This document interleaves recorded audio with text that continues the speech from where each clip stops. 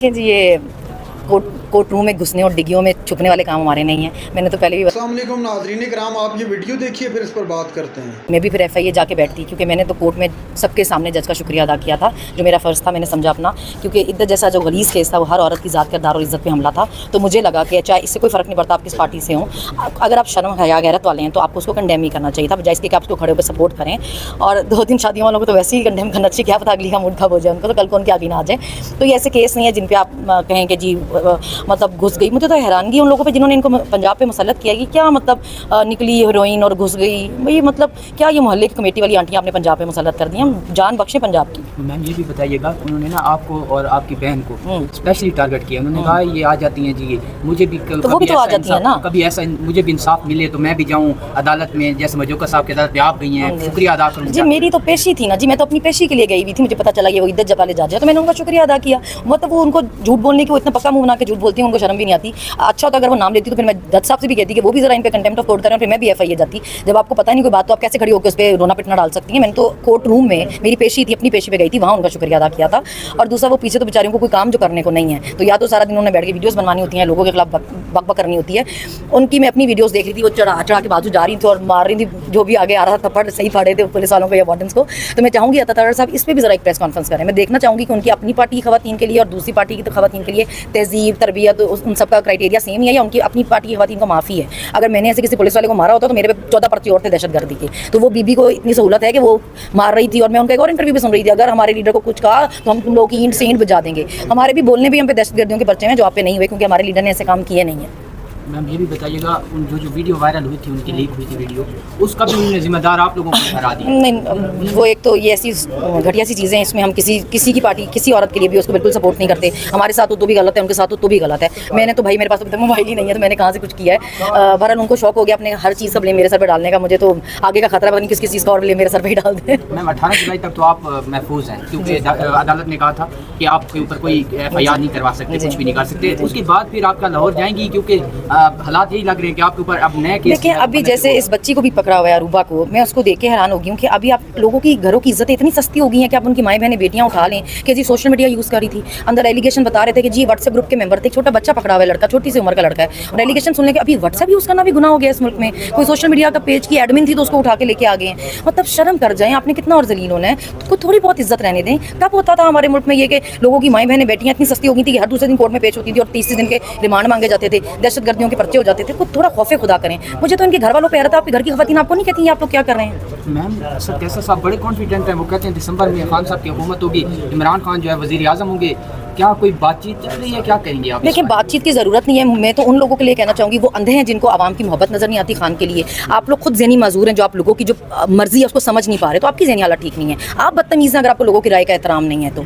मतलब आप इतनी आवाम को अपने अशारों पर नहीं नचा सकते, आपको समझनी पड़ेगी। ये बात ज़बरदस्ती से कुछ नहीं होगा। अगर लोग अपनी मर्जी से अपना लीडर चुनना चाहते हैं तो उनको हक है इसका ना, ये गैर कानूनी नहीं है। आप कैसे उन पर कितने पर्चे कर लेंगे और फिर क्या होगा? आना उसी नहीं है। मैडम ये बताइएगा कि हम आपको नेशनल असेंबली में देख रहे हैं या सूबाई असेंबली में देख रहे हैं? देखिए जहाँ भी देखेंगे मुझे आप अच्छा खासा शोर में जाते ही देखेंगे। आप बेफिक्र रहिए। सनम ये बताइए कि मुसद्दिक मलिक ने कल प्रेस कॉन्फ्रेंस किया, उन्होंने कहा आए बात करें, कभी कहते हैं कि हम पीटीआई पे पाबंदी लगाएंगे, कभी कहते हैं आए बात करते हैं। जी हमारी खवातीन छोड़े ना, हमारी खवातीन को छोड़े। आप बात करने के लिए तमीज़ तो पहले दिखाए ना। डॉक्टर यास्मीन राशिद को पकड़ा हुआ है, शी 74 ईयर्स ओल्ड, एक कैंसर सर्वाइवर है, 14 महीने से ज़्यादा रिमांड पे हैं। वो औरत है जो पाकिस्तान में कहीं कोई आफत आई है सबसे पहले इमदाद लेकर पहुंची है। आलिया हमजा को देखें, 3 बेटियां उसकी, अभी तक जेल में। एक बेटी उसका वेट करके बाहर चली गई है, दूसरी कहती है मैंने भी यहाँ नहीं रहना, बाहर जाना है। आप क्या चाहते हैं सबके बच्चे हमें ये पाकिस्तान छोड़ के चले जाएं, इस मुल्क में कोई भी ना रहे? आप ऐसे हालात पैदा करना चाहते हैं? आपने क्या क्या नहीं किया खवातीन के साथ। वहाँ जेल में एक औरत थी जिसकी 3 साल की बच्ची थी, उसको पकड़ के लेकर आए हुए थे। उसकी 11 साल की बच्ची उसकी 3 साल की बच्ची को संभालती थी, रोहिना खान उसका नाम था। खतीजा शाह की बच्ची 5 साल की थी। मेरे 2 बच्चे हैं। तैयबा को उन्होंने कैसे बालों से खींचा, आयशा भुट्टा को रात को उसके घर से उसके भाई को सामने खींच कर लेकर आए,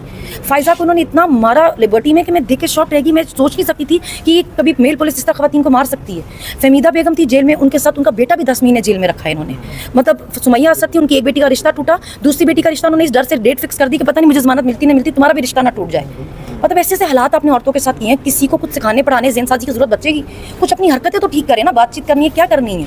मतलब आपने हालात क्या किए हमें बातचीत करने वाले? अभी इस बच्ची को उठा के उसके हॉस्टल से लेकर आ गए, उसके बाप को देखें, उसकी माँ को देखें, तब आप लोग क्या कर रहे हैं? शर्म करें। मैम ये भी बताइए, रात को कल की बात है, मैंने इंटरव्यू किया इस्लामी जमात इस्लामी के धरने में एक कारकुन का, तो उन्होंने कहा हमें पुलिस ने उठाया 15 बंदों को, तरनौल लेके गए, वहाँ पे वहाँ पे उन्होंने कहा पीटीआई के कौन है और जमात इस्लामी के, तो 12 जो थे वो पीटीआई के थे, वो सॉरी जमात इस्लामी के 3 पीटीआई के, तो उन्होंने उन 12 को छोड़ के उन्होंने कहा जाए आप अपने घरों में, और 3 को अटक जेल ले गए। आप इसमें क्या कहेंगी, इसकी फस्तायत मतलब देखिए ये तो बहुत ही ऑब्वियस बात है ना, ये तो कुछ छुपाई रह नहीं गया कि टारगेट सिर्फ इमरान खान और पीटीआई है। ये तो 2 सालों में साफ पता चल गया है। हर कोई निकलता है, धरना करता है, अपनी जलसे करते हैं, मार्चेस करते हैं, कहीं कुछ नहीं होता। पीटीआई सिर्फ इतना भी कह देना कि जी हम बाहर निकलने लगे 144 लग जाता है। ये तो खुले हम सब कुछ कर रहे हैं ना। मुझे सिर्फ ये एतराज़ है कि जब आप इतने खुले हम सब कुछ कर रहे हैं, फिर आप मोहब्बतों की उम्मीदें मत रखें, फिर आप बातचीत की उम्मीदें ना रखें, फिर आप नफरत की उम्मीद ही रखें, क्योंकि ये सब देखें हमें हमारे बच्चों को भी कुछ सिखाने की जरूरत नहीं पड़ेगी। मतलब मैंने तो अपने बच्चों को इसलिए मना कर दिया था, मैं अपनी अम्मी को कहती थी इनको लेके ना आए।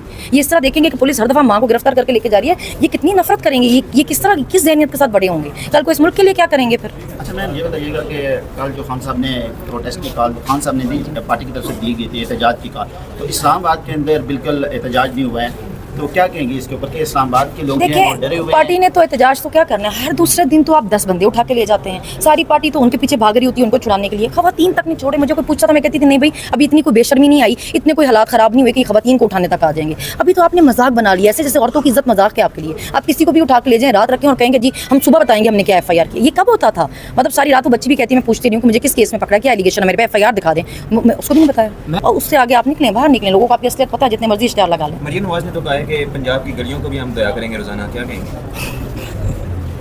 8 फरवरी को आवाम ने उनको अच्छा खासा धोया है, तो उनके बाद उनके पास काम अब सिर्फ गलियाँ धोने वाली बचता है। वैसे तो यही कहना आप क्या ये चाहेंगी कि अगर आम इंतखाबात होते हैं तो आप उनके खिलाफ इलेक्शन स्पेशली मरीम नवाज के अगेंस्ट इलेक्शन लड़ना चाहेंगे, जिस हल्के से वो लड़ेंगे? जी मैंने तो पहले भी इलेक्शन लड़ना था, मेरे तो ये केस मेरे तो पेपर अप्रूव नहीं होने देते थे, मुझे सुप्रीम कोर्ट तक जाना पड़ा, सुप्रीम कोर्ट तक हमने फाइट किया उस केस के लिए, लेकिन वो एक्सेप्ट ही सिर्फ 8 दिन पहले हुए, तो इस वजह से रह गई। इंशाल्लाह अगली दफा यही होगा। मेरा सवाल ये है कि क्या जिस हल्के से वो इलेक्शन उसी हल्के से कराऊंगी, पहले भी उसी हल्के से कराए थे मैंने, पर वो आपको पता है अदालतों में जो हाल चल रहा है, नीचे छोटी अदालतों में, तो मैम ये जो अभी जजेस जो है वो कल ज्वाइन कर लेंगे, तो उनके बारे में क्या कहेंगे? देखिए अब मुझे जैसे मेरा केसेस मैंने मेरे अब्बू ने इतनी रिट्स की हुई थी हाई कोर्ट में, इतनी रिट्स की हुई थी कि मतलब मेरे पे नाज़रीन कराम, आपने वीडियो देखी सनम जावेद की इंतहाई अहम प्रेस कॉन्फ्रेंस।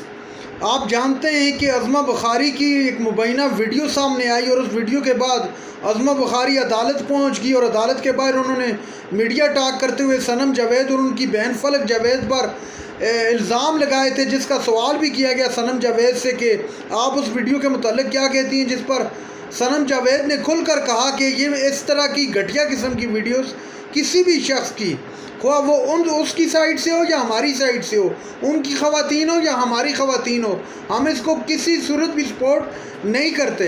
सनम जावेद का मज़ीद कहना था कि मैं तो यहाँ थी ही नहीं, मेरे पास मोबाइल नहीं था, मैं कहाँ से बनाऊँगी वीडियो।